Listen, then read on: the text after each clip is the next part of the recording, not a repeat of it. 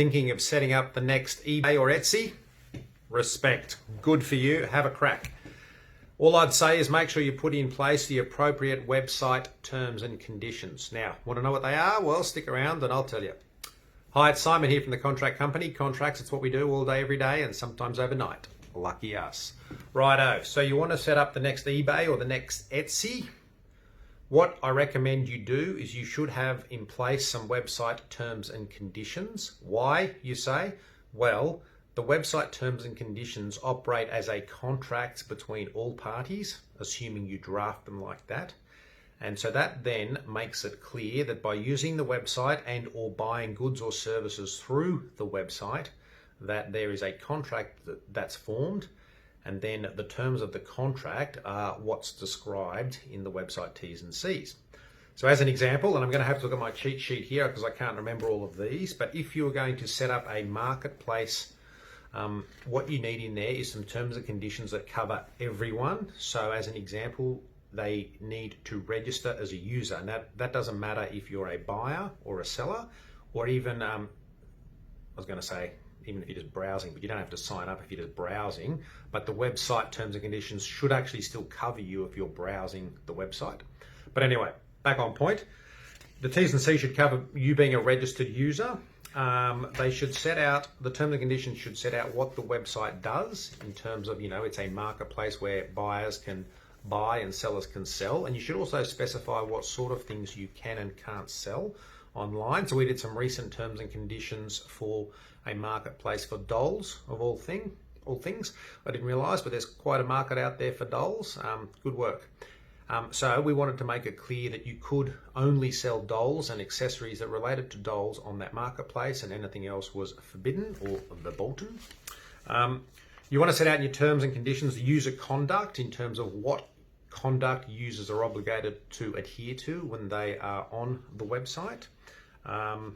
You should put in there general obligations that apply to the seller. So if you're a seller, this is how you list products. These are the rules that apply to you. If you're a buyer, you may want to specify some certain rules that apply to buyers. You should also include in there general things like shipping and refund policies. So someone buys something, what is the shipping policy? Someone buys something and they don't like it, can they return it? If so, how? What are the refund terms and conditions, or the return terms and conditions? Then you want to have other things in there, like a clause that talks about payment. How will that happens? Whether it's just between buyer and seller, whether there's any commission payable to the website for running the website, or if commission is just payable by sellers to the website, that sort of thing. You obviously want your disclaimers. You obviously want some statutory guarantees and warranties that apply at law. I'm still looking at my cheat sheet, forgive me. You want to limit liability as much as you can as between all parties, but most importantly, if you are the website owner, you want to make sure you can limit your liability as far as reasonably possible so that you do not take on any additional risk by setting up this marketplace. And then you want to have things in the terms and conditions that cover like a posting policy. In other words, if buyers or sellers post feedback or comments about each other, what are the general obligations in doing that? I.e., you want to maintain that the comments have to be tasteful, you can't swear, they need to be bona fide, all those sorts of things.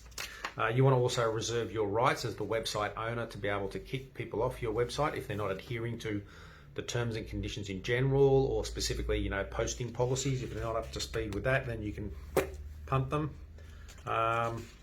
You also want to specify what happens to content that's posted on the website. So a buyer buys something, they leave feedback for the seller, or they post some sort of comment.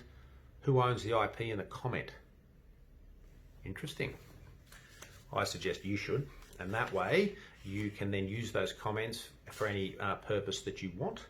Or if you decide not to own them, that's fine, but make sure in the terms and conditions you get a broad license to use those comments for your commercial purposes, so that then you could use those comments to help market the website if that is going to help you.